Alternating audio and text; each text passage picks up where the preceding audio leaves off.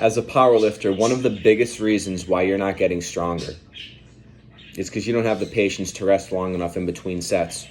Listen, there is a clear distinction between training for hypertrophy and endurance versus training for overall strength, absolute strength. When we're training for endurance, right, we're talking about 15 plus reps.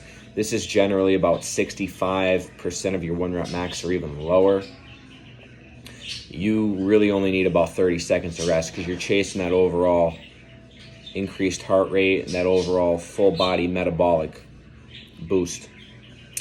Hypertrophy is very similar, but you're going to go heavier, generally like 67 to 85% of your 1 rep max, and you need about 60 to 90 seconds of rest to really maximize the effect, because again, you want to keep those rest intervals short to really provide that muscle building boost.